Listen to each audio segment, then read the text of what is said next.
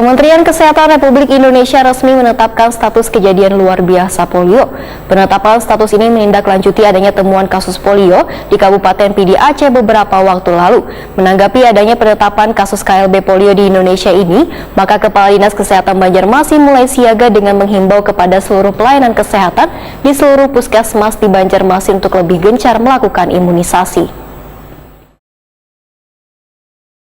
Kementerian Kesehatan Republik Indonesia resmi menetapkan status kejadian luar biasa polio. Penetapan status ini menindaklanjuti adanya temuan kasus polio di Kabupaten Pidi Aceh beberapa waktu lalu. Menanggapi adanya penetapan kasus KLB polio di Indonesia, Kepala Dinas Kesehatan Banjarmasin Dr. Muhammad Ramadan Waitakon di Prima TV tengah hari Rabu 23 Mei 2022 menyatakan mulai siaga dengan menghimbau kepada seluruh pelayanan kesehatan di seluruh puskesmas di Banjarmasin untuk lebih gencar melakukan imunisasi. Menurut Muhammad Ramadan, berbagai upaya dilakukan Dinas Kesehatan Banjarmasin dalam mendeteksi dini jika ada temuan penyakit polio di Kota Seribu Sungai ini, sehingga warga pun dihimbau untuk giat membawa anaknya imunisasi polio ke puskesmas. Muhammad Ramadan menambahkan penyakit polio ini sangat membahayakan. Sasarannya pun pada kekanakan berumur 15 tahun ke bawah, dengan menyerang fungsi saraf hingga berakibat kelumpuhan dan menyebabkan kematian.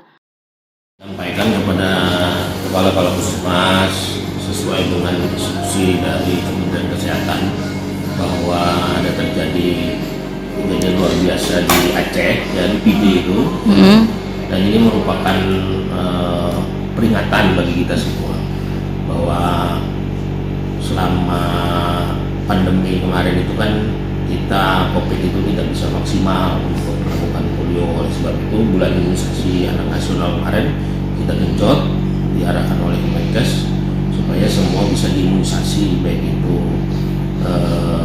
jenis-jenis imunisasi yang memang khusus untuk anak, karena memang untuk daya tahan tubuh terhadap berbagai macam ya polio, ya kan, kemudian rubella dan lain-lain yang sesuai dengan seperti kita pada saat dulu bayi, ya kan, umur-umuran anak SD, nah itu dilakukan. Makanya kita siaga dalam artian apabila ada ciri-ciri mengarah ke sana, ya segera dilaporkan dan ditindaklanjuti. Sementara itu, dari hasil pemeriksaan dini dan pemantauan secara intensif, belum ada ditemukan kasus penyakit polio di Banjarmasin, sehingga Banjarmasin masih dinyatakan bebas dari penyakit polio.